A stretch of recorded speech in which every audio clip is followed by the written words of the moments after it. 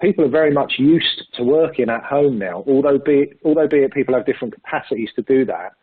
And these are some of the things that you need to ask of yourself, of your company, and of the staff that you have. Is, what could be improved? What feedback are you getting from people that are working from home, and how have they adapted to that technology?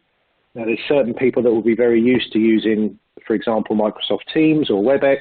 There may be people that have never used it ever. So, how are they adapting to that? And how are these different responses prioritising the way that you're going to communicate going forward? People are going to be very used to communicating over video, over conferencing, audio, but ultimately trying to keep that face-to-face element of the meeting alive, even though they're not able to actually go and sit in front of somebody. So, what platforms are you using for your video conferencing is an important question to ask. And how are you going to enable that when people do have that hybrid option of working from home, but also there's going to be offices open. People are going to go back to the office. There's a certain way that people have been working, and they're going to expect that to happen when they go back to the office environment. Also having a look at how this impacts your IT infrastructure. There's lots of different applications out there. Anybody can download a variety of platforms to join a meeting, but how is that impacting your IT security and your infrastructure, and then the different peripherals that come with that? There's lots of different ways to be able to buy equipment, but how much of that has been approved by the IT procurement element? So all of these things are to look at how things can be improved. Ultimately, that's what we want to do, is help all of our customers to embrace the changes that are sometimes forced upon us, but then go forward and be able to make that something that's easier to work with.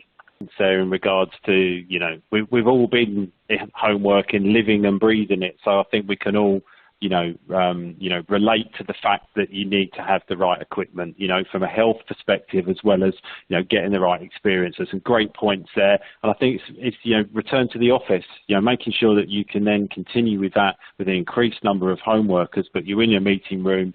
You want to, if it's Teams you've been using, you want to activate that straight away and get people on from different locations. Then, it's really important that you can continue that moving forward. So some great points. Look at some of the examples that we've already seen from feedback from other assessments. It tells us that there are challenges around accessibility and document sharing. And this means that we could be in need to invest in security and infrastructure, consultancy and standard collaboration tools, or even training. We've certainly seen a number of users that are using their own desktop PCs and laptops, and this relies on, of course, them having up-to-date antivirus and malware software installed on those units.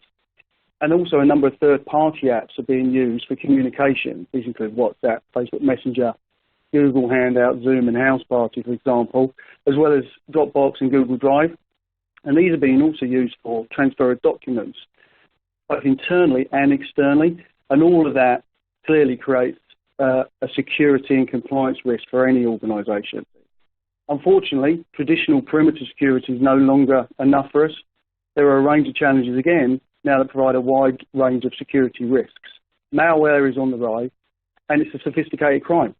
Simple statistics tell us that 63% of disrupted breaches were discovered by the people, the users, and not the technology, by which time it can often be too late.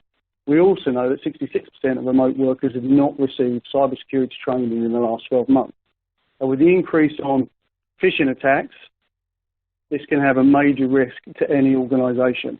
I think that ability to look to benchmark and get feedback from your users, before you make any decisions is a really great idea to invest in. So I think, the assessments are really fundamental to making decisions.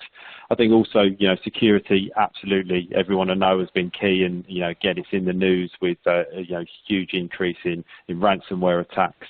And then, I think everyone's had to learn to collaborate differently, and using smart teamwork, but also the ability to really look at analytics on a personal basis. If you're a manager, or if you're trying to manage a remote team, really trying to get to grips with, productivity and remote working. When you think of document management, absolutely forgive me for thinking it's all about paper. It's all about grabbing content off the page, storing it somewhere, backing it up, and making it really accessible. And that's absolutely part of what it does. But the whole concept of document management now is about not just grabbing paper. We want to grab your electronic data as well and unify it in a single platform. So it's ultra searchable. You can generate reports and view it from anywhere. And we can effectively unify your hard copy data streams and your digital data streams into one platform. I think our approach is really, looking at using the technology. It's looking at the processes and really connecting these to help you as organisations to overcome some of the challenges that you're seeing today, and some of the ones that you're planning for in the future.